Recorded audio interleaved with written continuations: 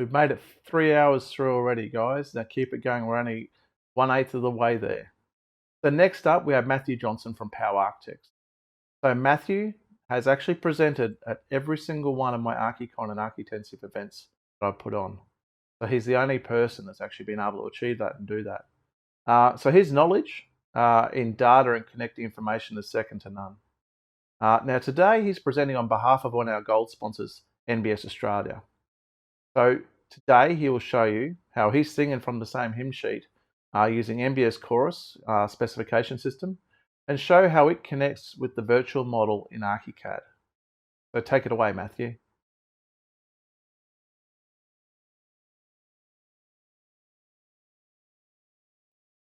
Hi everyone, thanks for joining us today to talk about specification systems and integrating it with our BIM. Thanks very much, Nathan, for your kind introduction. I look forward to being able to hopefully introduce you at a conference in the not too distant future. So before we get started, just a couple of quick confessions, I guess, that we have to make. So yes, we're here to talk about Archicad, and we are an Archicad firm. I've been an Archicad user for over 20 years now, and love the system, wouldn't use anything else. Unfortunately, though, we've had to recently start using the R word, and it is a 4-letter word in the office, but we have slowly got used to using it, and I realize how many of you will feel in the audience about that other system. However, it's important to recognize the other system does exist, and that we work in harmony with a lot of other consultants who use this system. And in an effort to try and promote some open BIM, I'll apologize now for if I occasionally slip up and use Revit rather than Archicad. I hope to have got all of the Revit references out of these slides. So what we'll also be talking about today is the tools that we've got from NBS, namely Chorus and the plugin for Archicad that allows us to integrate specification information into our Archicad models. So our learning objectives here today. First of all, we want to understand how much data is actually contained within our BIM and how most of it is often left behind. We also want to know how the NBS Chorus add-on works with that BIM data to coordinate our specifications. We also will be looking to implement some workflows for this non-geometric data and how we utilize that through our BIM development. So we'll talk in terms of trapped data. When we model in Archicad, we very often will very quickly be talking about the geometric information that's contained in those things.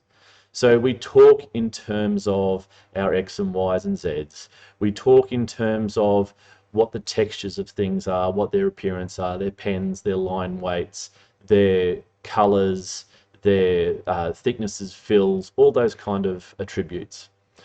We then start to think of them in terms of what they actually represent as elements in the real environment, in the built environment. So we talk about this not just being a rectangular prism with these properties, but we now talk about it as being, it's actually a brick wall. It's representative of a brick wall. So it's important to understand that as we work through our models, we are working with real building elements. However, the geometric information doesn't necessarily capture the full depth of what that brick wall represents. There's a lot more information that can be contained about that brick wall. What sort of bricks? How are they laid? What's the mortar like? Where are we sourcing the tie rods from? How are the damp-proof courses installed? All this information in the end will be critical to how this wall is executed on site, but it's not readily available to us as pure geometric information. And so a lot of that data gets lost in going from our model and getting out to our communication with our sites. We look at the evolution of information, and from cave drawings we've moved on to be able to develop onto drafting boards, and from drafting boards we moved into CAD systems, and CAD systems were largely just the digitization of those drawing boards. But they didn't really push us beyond the information that we had. Then we've moved into the age of BIM, where we've moved into 3 dimensions and beyond, and we start about talking about all the information that we have in there. And we also talk about getting into things like augmented reality and VR, etc., so that we can actually explore the geometric side of those objects far more intensely. At the same time, our specification writing went from cave drawings to, at best, typewriters. And from typewriters, so far, most of the evolution has ended up at Word documents. And that's the way it's stayed for probably the last 20, 25 years. Not much exploration has gone on beyond that. When we talk of models of specification documentation, often we talk in a fully detached sense about drawings or models being produced often at one side of the office, and the specification writer sitting on the other side of the office, or sometimes even in a different firm entirely, working in isolation to come up with a written specification that somehow matches the design intent of those drawings. Often the only communication happens when the modeler turns around and yells at the spec writer. It's very important, though, that we try to understand how we can improve this communication, because it's important, as with any chorus, that each part works together. We all love to be soloists, but there's a time and a place for being a soloist, and specification writing is not that. Then the semi-integrated form of that is when we start to see some communication happening between the modeler, drafter, and the spec writer. Often this will involve pushing some form of information out of the modeling system and then somehow extracting that information again back into the specification writing system, often still a Word document. In our practice, what we've done with this system in the past is use classification information to structure how the model data is put together. From that modeling data, we then export classifications in a schedule and pass that across to the spec writer. So here you can see we've pulled work section specification codes, in this case using NatSpec systems, and we've pulled those specification codes out as a schedule. We've then pushed that across to the spec writer, who's then used that to pick whole sections from the NatSpec database that correspond to each of those major items. As they've gone through, however, and then developed each of the details of that, there's not been much connectivity back to the original information.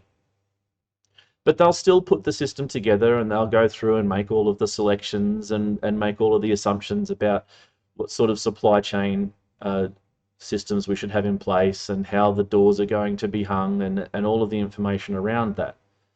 But when it comes to actually pushing that information back, there's very little connection that then happens back between that Word document and the Archicad file.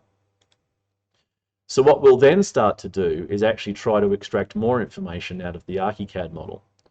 So we'll start to format schedules and takeoff lists that take information where possible out of the Archicad model and produce it in a format that kind of symbolizes and tries to synthesize what the standard NatSpec table might look like.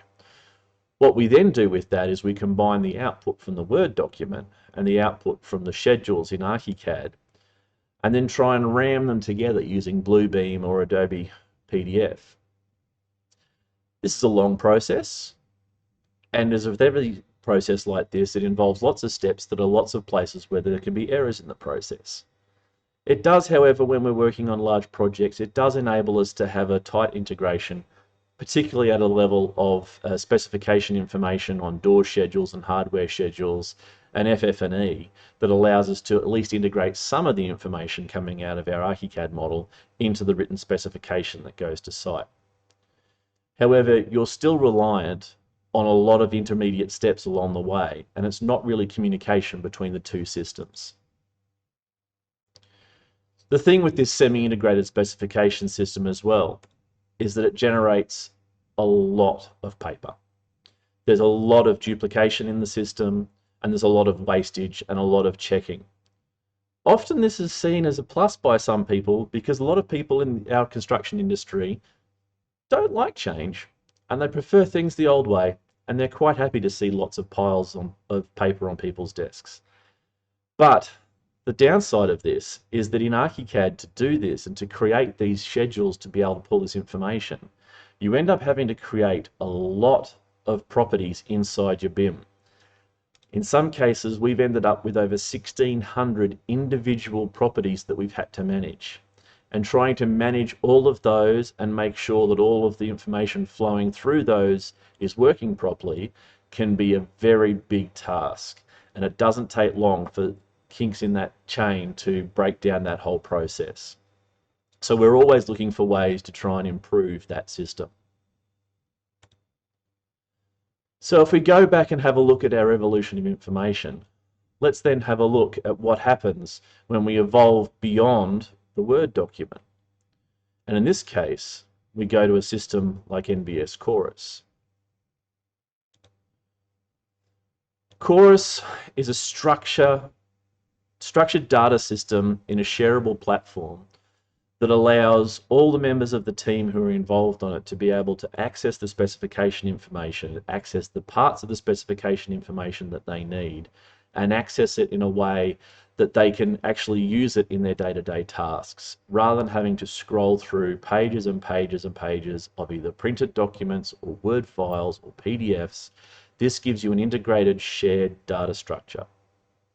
If you want more information on how that new system works, there's a great white paper that NBS have released on the benefits of moving to a digital specification platform. And I encourage everybody to have a look at it if you get a chance. So with that system, we have great ability to go through and push updates out to clauses, to keep track of notes and communications going on behind. This screen here shows one of our specifications for this course, where we've pulled together all the clauses, and it's telling us clauses that have had some changes that have occurred in the NBS system. If we get into one of those, we can see that in the brick and masonry laying information, there's been a whole heap of more clauses and a whole heap more guidance that's been added. And this goes across the entire system. So as more information has become available, we can go through our system and be constantly updating. One of the many benefits of having a fully supported shared data structure. So when we start to look at these other models of specification documentation, we hopefully move towards a fully integrated system, where instead of the modeler and draftee sharing information by yelling across the room at the specification writer, we see the two of them sharing a common data system, and with that common data system, working together and actually hopefully alongside each other to do that. Now, setting up your model to do this, if anyone's seen my previous presentations on how to work with data structures and how we work with classification systems, I've talked previously about there being two methodologies for dealing with how you classify models and how you work with properties. It's very easy to take the left-hand scheme and have levels upon subclass to get right down to defining things almost entirely by their classification, and then having only a few properties that actually designate the difference between that particular object of that classification and some other object of that classification. The system on the right, however, goes the other way and uses less levels in the classification system, but consequently ends up having to use a lot more levels of property definition to be able to communicate the same level of information.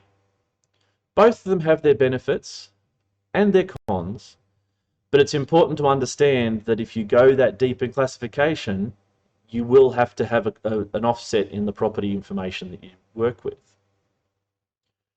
By using a system like NBS Chorus that takes that classification system and utilizes it in an external database, however, we introduce a third type of way of looking at this data structure. What it enables us to do is to get down to an appropriate subclass of information in terms of our classification depth, and rather than having to have a significant amount of property information stored within the model, what we can actually do is cross-reference out to the external database and use that database, in this case Chorus, to hold and handle all of that property information for us. NBS obviously developed Uniclass, and so the Chorus system initially is all tied into understanding how Uniclass works and how that can relate to your modeling. So these are all the different tables that we have available to us in Uniclass. And yes, a lot of them we won't be using when it comes down to specifying the actual end product of our buildings. For starters, it's important to understand how all of those different tables relate to each other. So complexes and entities work together, and then activities slide in underneath that, and we have spaces and elements and systems and products and tools and everything that goes together to define the entire project, whether that's as the final built form or that's as a part of the process as we go along. It's important to understand how all those fit together. However, some of these aren't necessary in understanding our specification information. So straight away we're going to drop off our tools and equipment, CAD and form of information, because we don't really need to deal with them at this level of specifying information for the built environment. They're probably dealt with in other documents in the contract. Then from there we start to look at other information that isn't necessarily important to us when we're trying to specify how to execute a building work. So we're going to drop off our complexes and entities, spaces and elements and functions to a degree as well, and also our project management and roles as well. We might come back and put those back in when we start to look at contract preliminaries, but for the moment, in terms of executing our building, we're only going to focus on activities, systems, and products. Now, of these three, activities is probably the outlier. There are occasionally instances where you will be looking at activities in your specification, but most of the time you're probably going to be focused on systems and the products. So when we then start to look at our brick wall, we start to look at how we might classify that and how we might talk about that in a language of Uniclass. I certainly know that when we first started to adopt Uniclass in our office, we had to Britishize our language. And I'm sorry for the guys in the UK who are listening to me butcher it this way. Certainly there are terms that we use here that are different to the terms that are used in the UK, that are different to the terms that are used in the US. We don't have faucets, we have taps. So along those lines, we've had to learn to use the language that Uniclass is based on and the terminology that Uniclass is based on. So we don't talk in terms of this being a brick wall anymore. We talk about it being a masonry wall single leaf system, and the system nomenclature there is important. And we give it a classification system that defines where that sits within the Uniclass structure. What that then enables us to do within the specification system is that within that system, we then hang a whole heap of other bits of information off that. Whether that's in looking at sub-clauses that sit underneath that, or as separate products that go together to form that system. So you can see here in this example, we have clay bricks, we have polyethylene damp-proof courses, we have cold-applied bitumen waterproof coatings, all which are products which go together to make this masonry wall single leaf system. There'll also be other clauses that we will add that will tell you how to put those products together to create that system.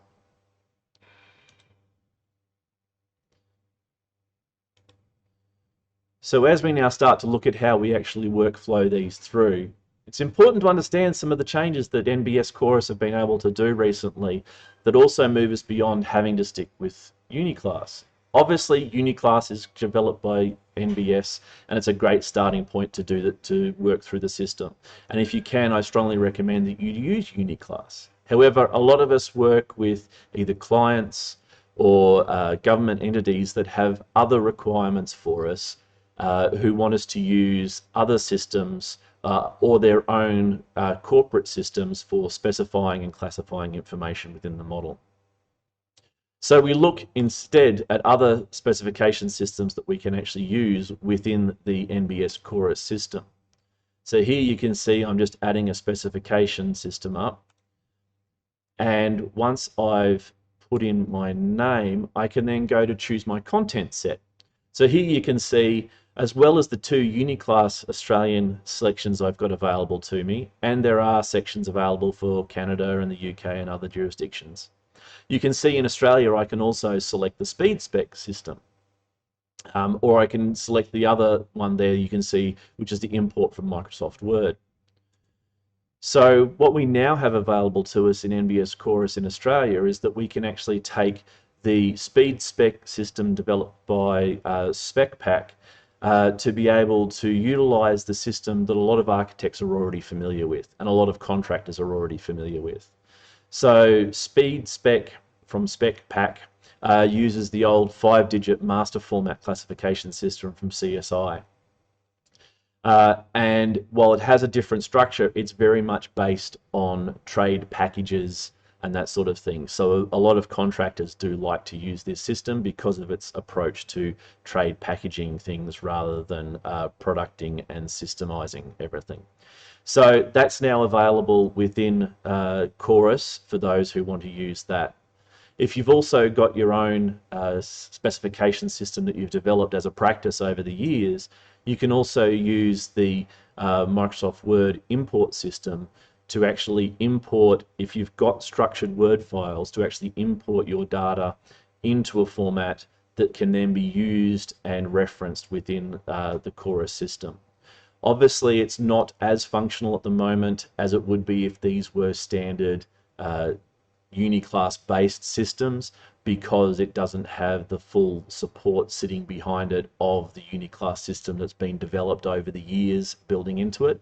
But as more and more specifications get written within this system, we will start to see, I'm sure, more development in this place. So before we start moving into our workflow, it's probably worthwhile just to give you an idea of how the NBS Chorus Connect tool works within Archicad so that you have an idea of what we start to talk about. So like a lot of add-ons and tools for Archicad, it docks as a palette within your Archicad session and has a number of tabs that sit within that. The first one is your Connect and Navigate. Now this contains your login screen to get into the Chorus web system. Essentially, this is almost identical to the interface that you expect to see when you're surfing the Chorus website in Edge or Chrome or whatever browser you intend to use. It allows you to connect to the NBS project specifications. It also allows you to associate clauses, which we'll go through shortly. It also allows you to actually fill in specification details in here. You can actually edit the full specification from within this window. There are some reasons why I would probably suggest that it's better to do a lot of your more detailed editing in a separate browser, just because you can expand it a bit more, but you can edit most of the information within this system. The next section that we have then is the used clauses history.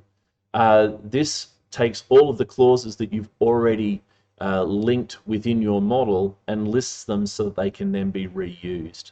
Often you'll have, you might have a lead architect on the project who's setting up the initial classification, the initial clause linkages, and then as your other team members create more elements of that type, they can then use this used clauses history just to relink more elements to those existing classifications that sit in there.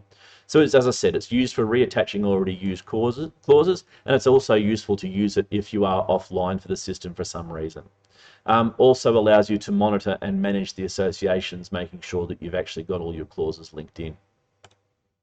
The disassociated elements section, useful for going through and auditing your progress to make sure that you've got all of your elements actually specified within there.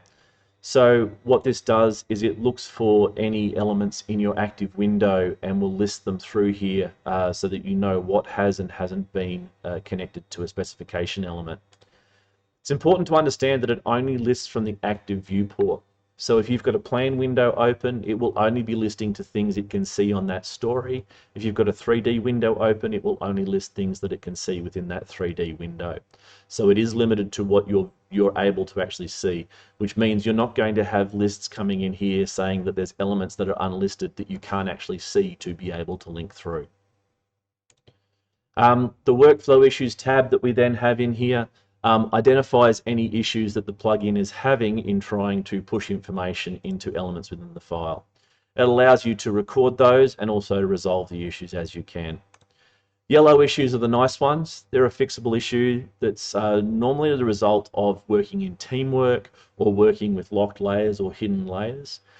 So yellow warning, usually it's just a case of reserving or doing a send and receive, or going through and making sure that the element is unlocked. Red issues are a little bit more important. They're not completely catastrophic, but often it'll be a linkage into the specification and classification systems. So your classification manager within Archicad needs to have all the classifications that match what your specification system is doing. So if you're using an out-of-date classification system, it might not have the latest additional classifications in the uniclass system, in which case you may just have to go and update some of the settings in your classification manager. It's not the end of the world, it's just something you need to make sure you fix before you go too much further. So our workflow, we normally model our buildings up to around a level of development somewhere around 200. And I know everyone around the world has different definitions of what LOD 200 means. But generally we're looking for something that's geometrically approximate and has some level of information in it about what each of the materials are and how they each relate to other items. So you can see here, we can see that it's block wall because of the hatch fill across them. We can also see that there are relationships of windows and doors to those walls. There are also relationships to rooms, and we can see stairs, and there are slabs and things that tie this all together. So this is normally the level that we would start to introduce our specification system. So we turn on our NBS Chorus plugin, and you can see that it docks into Archicad here. And then we go and sign in to our plugin, and that brings us into our project section. Now from here, if we need to, we can create a new project. For the purposes of today, I've already got a project, so we're going to launch our Arc Intensive project here and go in and have a look at the specifications we've got here. So you can see I've already got a prelim section there and a specification section. The prelims we won't be linking to the model, but the specifications we will be. So I've actually already linked this, but you can see the 3 dots to the right there of specification. So we would normally go through and select that and link this model to this specification so that they're sharing their data. That will go through and make sure that it's got the right classification system in the file ready to link to your specification. So if we just open this specification up here, you can see in the specification the project architect's gone through and put in some basic specification clauses that they know will apply to this building. So they've seen that there's some masonry walls, they've seen that there's some doors, there's probably some footings, there's some concrete slabs. So they've gone through and added those specification sections in there. To add more content, it's quite easy. We just add more content down here. And then we can start to type in a search to look for clauses to add. So I'm going to start looking for some concrete slab clauses, and I've found some reinforced concrete floor roof. That's what we want. So we've added that clause. Now I've just gone in here quickly. Actually, I clicked on the wrong thing. So this is the masonry wall single leaf system. So as I said to you before, it's important to understand the different naming convention that we talk about here. In Australia, we would have talked about it as being a concrete masonry wall, but here we're talking about masonry wall single leaf systems. In this case, you can also see we've added a suffix on there, type B, because we've introduced 2 types of single leaf wall systems. So within these, at this early stage, what we actually use is we utilize the park system. So you can see there, I've just brought my cursor in and there's a nice little P that's sitting next to the system performance clause there. So what we would do at this early stage is we would actually park that clause, which basically removes it from the specification for the moment. But the heading is still there that we can put it back in later should we want to. So at this early stage of the project, we're not ready to start going through and determining what the mortar what types of bricks we're using, what type of movement joint components, and all those sorts of things. So we're just going to park some of these sections for now. So we go through and park that one and save it. So we've gone through now and parked all of those other clauses that we don't want. And at this initial stage, we would leave just that description clause, and we would give it a very basic description of what we would expect that masonry wall single leaf system to be. That means that at this stage we can start to share this specification with the rest of the construction team if we're doing a DNC project, and they can start to work with us to figure out what the details of that might be. We can also share it with the structural engineer, who might start to feed back into this to help us to determine what the wall ties and the particular mortar components might be for that wall. So now that we've gone through and created that, you can see now down on the left-hand side on that masonry wall single leaf systems are sitting there highlighted. And I've also selected that wall in the model next to our legitimate business front. So from there, we're going to now associate this specification system to this element in the model. So if I select that element and then go over to our favorite little 3 dots sitting here, and I'm going to select associate with model. Okay, and that brings up this setting that says, yes, we're going to associate that element that's selected there with this clause in the specification. So I'm now going to go, yes, associate that now. Now that that's associated, every time we go back and select that wall, it's going to bring up that clause in the NBS add-on here, so that the people who are working with that system can always be seeing where is the specification at compared to the model information that it's been logged next to. You can also see in the used clauses history down the bottom there that masonry wall single leaf systems is now turning up as a clause that has been used in this model. So that's important to understand, that we can go through and check that to make sure. We can also then open up this disassociated elements section, and we can see that there are still a lot of other elements that are in this view that we need to go through and work on associating to our specification. Once we've associated the specification clause to that element, we can then, because it's put that linkage in as Archicad properties, we can then use labeling tools, etc., to actually go through and label dynamically each of those elements that we've linked to the specification. Now, if we go through and the specification writer decides to change that type B suffix to 190mm blockwork or some other suffix, or they decide that they want to rename the clause so that it uses nomenclature that's more familiar to Australian builders, then that information will push back into the model, and so all of the tags in the model, all of the labels, will update so that the drawings will match the titles that are appearing in the specification when it's published to the contractors. This is critically important to make sure that we have that two-way flow of information, so as things are updated, the changes are pushed into the drawings. As well, you can then see, once we've gone through, this is a specification where we've put a bit more work into it. This is a project that's actually gone through almost all the way to construction at this stage. So you can see there are, up the top there in the contents, there are 99 sections in that specification. You can see up the top here, we've got a lot of systems. So we've got timber stairs and concretes, and cold apply, that's liquid membranes for our waterproofing, etc. So you can see all the systems are all linked up there. You can also see to the left of them, there's a little icon that designates that all of those have actually been linked to the model. As we scroll down there, you start to see we get some more product types. And this is where we've started to put more information into the specification. You can see we've got product types for each of our wall-hung basins and our toilet suites.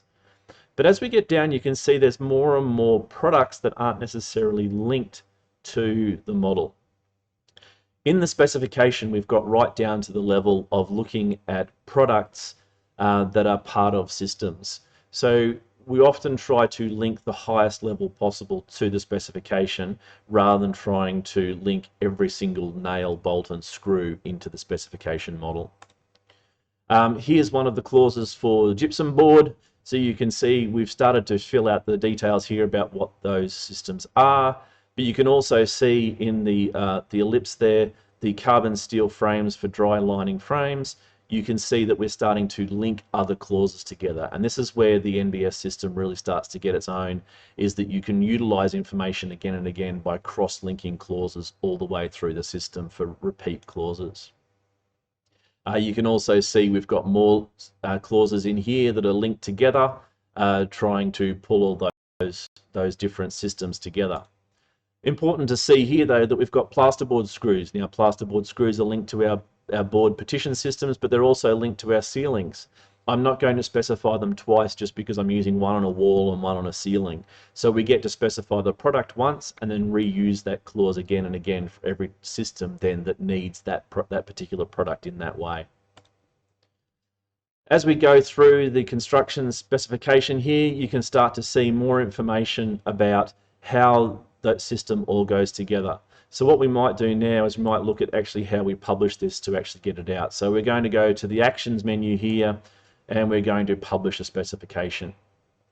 So you can see we've got a couple of options. We can go PDF or Word, and we can structure the system by code or by single systems. Normally we just do the single systems route.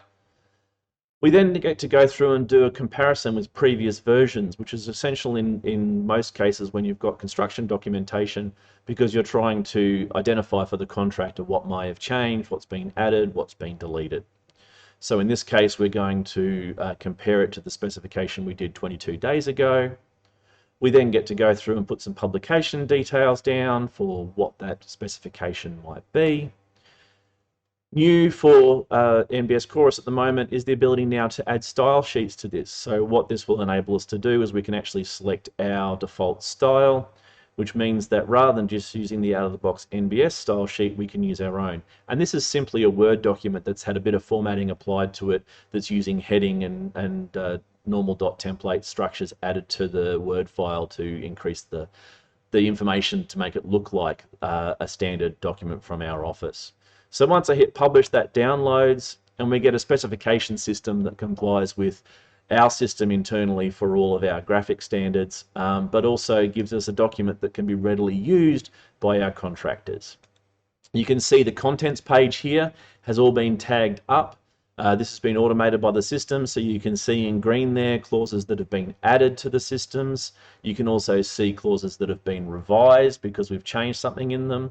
And if there was also some clauses that have been deleted, they would also be tagged in red so that you can very clearly see what's been changed in the specification. As well as that, the whole system as a PDF comes out all hyperlinked together. So each of the green bits of text you can see here is a cross-link to be able to jump straight to the section that provides more information. We're currently working on a system that will enable us to do labeling within our Archicad PDFs that will then enable us to hyperlink across to specification clauses once they're published. Watch this space to see how we go on that in the next couple of months. So as well as that allows us to have the whole system all unified together, and it looks and matches into our graphical standards. So that's it for our demonstration today. I'm sure there are plenty of questions from all of you on what we've gone through and how it might be useful to your practice in adopting these systems. I look forward to joining you shortly to talk through the questions. Thank you very much. Thanks very much for that presentation, Matthew. Specifications are something that I actually am quite passionate about. I'm passionate about data and the like. Unfortunately, we don't see a lot of comments there, but they're starting to build. They're building their anticipation. They've been a bit shy and been a bit scared. But for those that haven't been online and seen me talk in the previous Q&As, please make sure if you want to participate and see the questions that are being posted in the chat, that you log into the chat. Don't worry, it's not going to take any of your details. I'll just take your credit card details when you log in. Don't worry about it. Alex, just quickly touching before we go to Matthew. No, we haven't gone to the dark side. This whole event is about Archicad. Matthew's just pointing out some of the commercial challenges that practices do face in industry where clients have specific information deliverables that sometimes that we don't agree with. And I think that that's quite frustrating. But Matthew, before we delve into some of the questions in the chat, one of the things that I am really interested in is your journey. Now, you've gone through numerous specification systems at POWE Architects throughout history. Do you just want to touch on briefly the journey that you've gone through with each of those systems? Yeah, look, it's been a long journey. It's been about 20 years of trying various systems. 20 years ago, we were doing a fully outsourced, custom written specification, third-party architect writing them for us who wasn't actually involved in the project, so it was very disconnected from the design. And then we moved into SpecPack and SpeedSpec, and utilising those as systems. And for the time, they were very, very useful. The content was really good. But the problem we struggled with was trying to integrate that and keep it in line with where our designs were progressing and what our models were doing. A couple of years ago, we moved over to NatSpec because we saw what NatSpec was trying to do in the BIM space, and we were really sort of excited by the way that they were starting to align things to a BIM methodology. However, when we started to see what Chorus was doing and NBS was doing with Chorus, and being able to actually link it directly to the model and have the two drawings and specification working together, that was just a no-brainer for us. And having the whole thing on a dynamic platform, internet-based, just made it so much easier to work with. Now, for the delegates here, NBS and NBS Chorus would be quite new for Archicad users in particular. That's because the connectivity with Archicad is only recent. I think it's only about 2 to 3 years ago, the connectivity.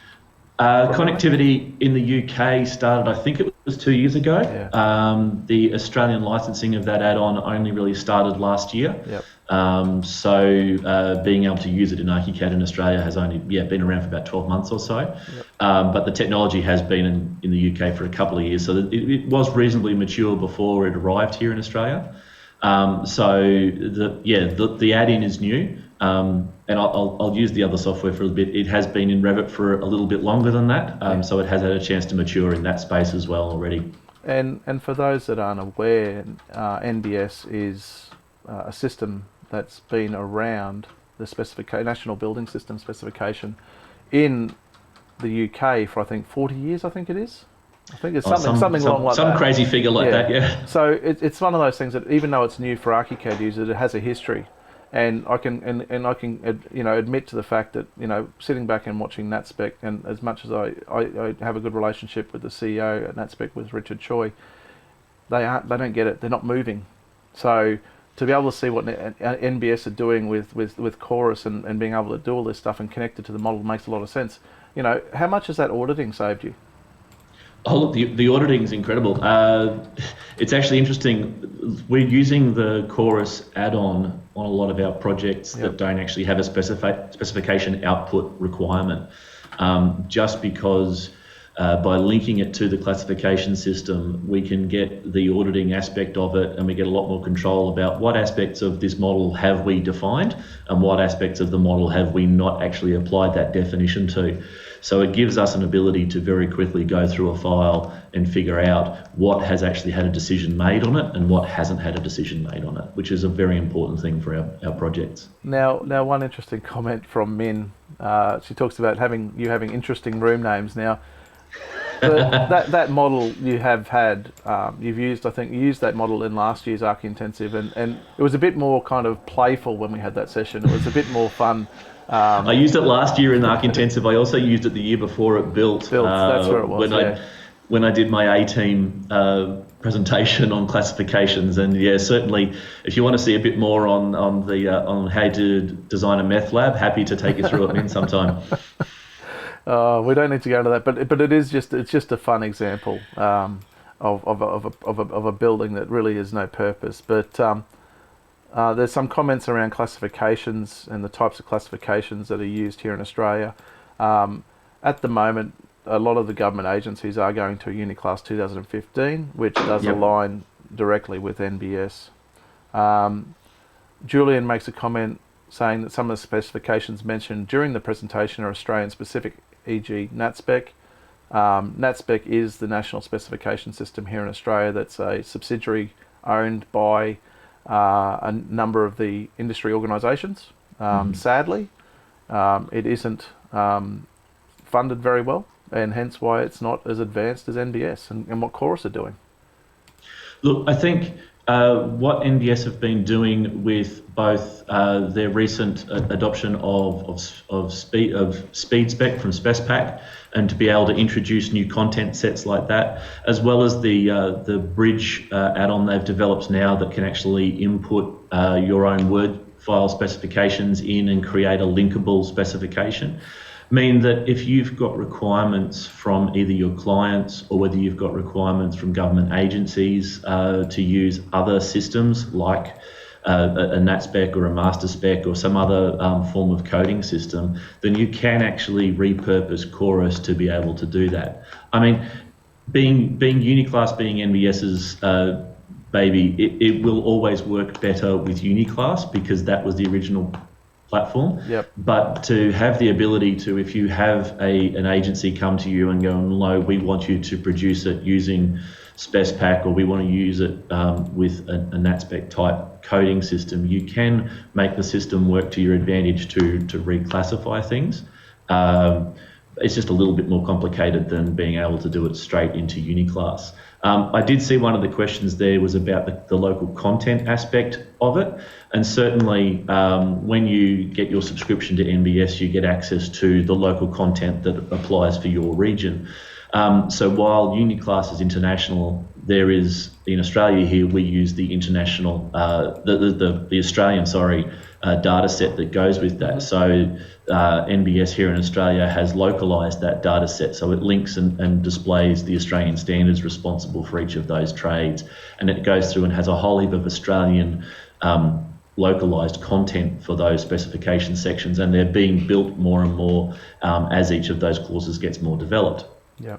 And so as we go through and get updates to Australian standards, then we start to see updates in the Australian content set.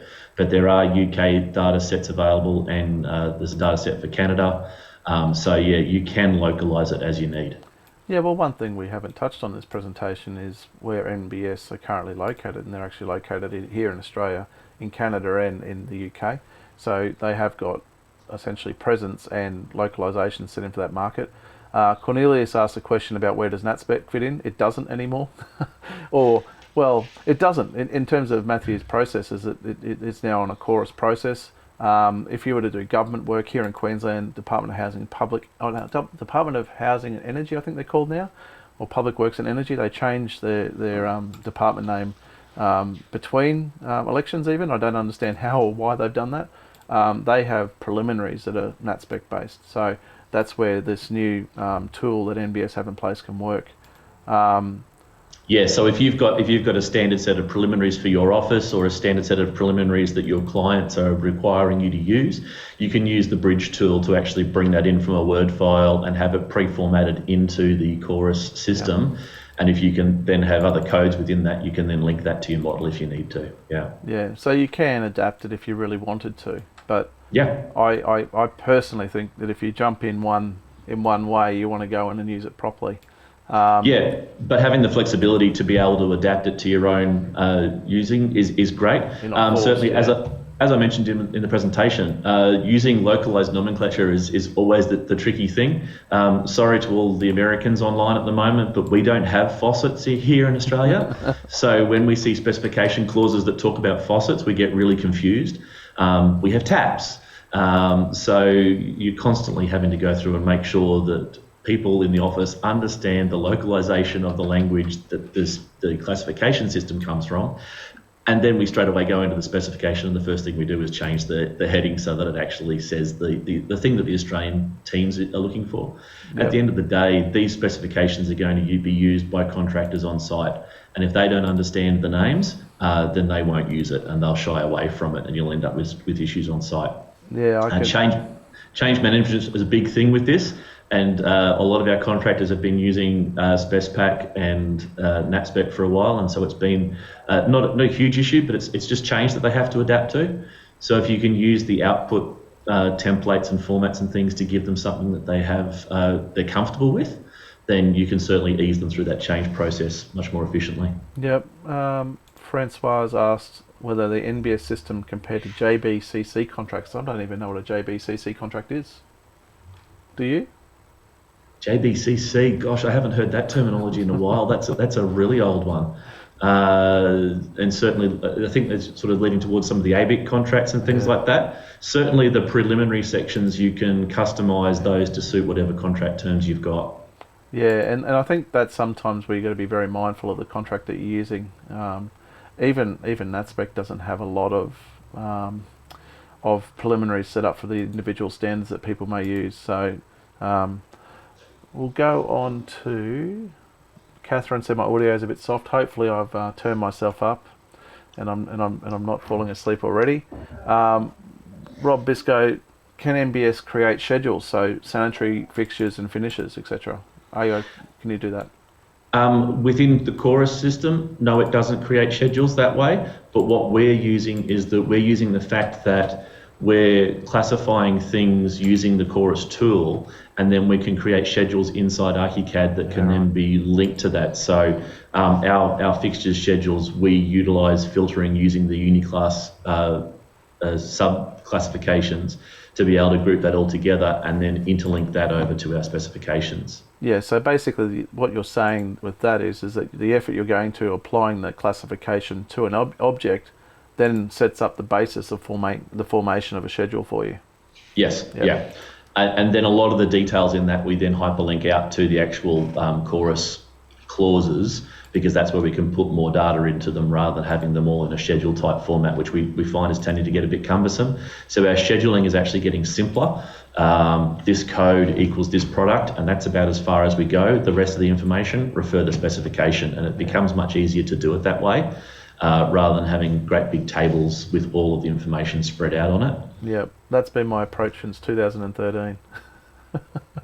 The great thing is as well, by doing that one process to link the objects into the specification, you can schedule them, but you can also label them very efficiently within the file, and label to reference the clauses by Uniclass code or by the clause heading, and vice versa, update that as you need to. Working at the moment on trying to adapt our labels so that we can actually have hyperlinkable labels inside our PDF to be able to link to the clauses online, but that's still in development. All right, so Michael Hogg from NBS is on answering a number of these questions for us because he knows that we're running out of time. So thank you very much for your help on that, Michael. It's good to see that. Michael's obviously talking about data sets, I guess, or localization more specifically for other regions, and that obviously is something that Michael can talk through in regards to NBS's plans. But if you have any other questions specifically of NBS, feel free to reach out to them through the NBS sponsor page, because then they can be able to answer your detailed questions better than Matthew will, even though he's used it for quite a long time now. But I'm mindful that everyone needs to have a little break so that we can have a few minutes away from our monitors so that we can, before we hit the next session. But any further questions that you have of Matthew, Matthew can answer them in the chat, or Michael or Gareth could potentially help you as well. One I want to point out, which is still, as much as time's running out and I want to actually have a break this time, Cornelius talks about complex numbering must generate errors. Do you want to comment on that? Because I know it doesn't. From my perspective, I know what something is. So obviously he's looking at it from afar. First time he's possibly, I'm going to guess, looked at the Uniclass numbering system, and it might seem confusing. So what was the learning curve when you started looking at Uniclass the first time? Because I know the first time you look at it, it's scary as hell.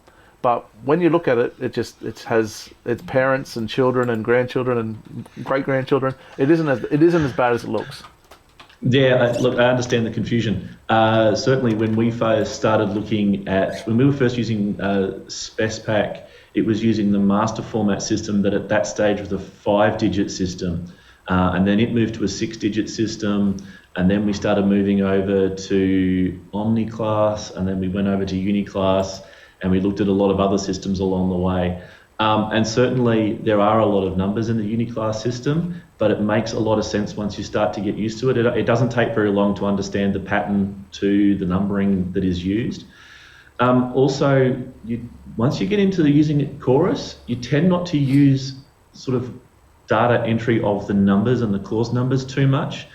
because it's all a hyperlinked system and you're able to search it, you're searching up keywords and that sort of thing to be able to create the linkages. So once you've created that first set of linkages to each of those clauses, the rest of it's automated from there in. So you're not having to constantly type in these series of numbers to get all the linkages working. So yes, I can understand that they can be a little bit daunting the first time you see them, but they certainly work really well to get that depth that is really needed. And they're doing updates to it all the time. We see, I think it's once or at least once, I think sometimes twice a year. Once a quarter we is get the NBS. Sometimes some of the updates, might be coming out that frequently.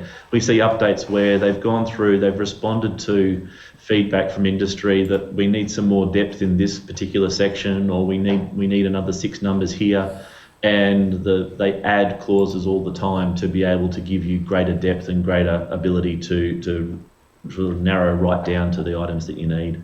Yeah. Well, anyway, Matthew, there's still a few questions on there, but I want to give people a break. We've only got 3 minutes to our next session. But thank you very much for contributing to the event today, and thank you very much for your contributions over the last 4 events that I've put on.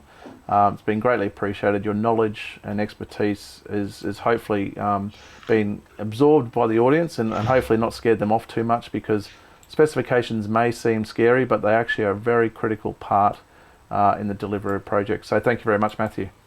Thanks, Nathan. Talk Thanks soon. a lot. See you in the next session, guys.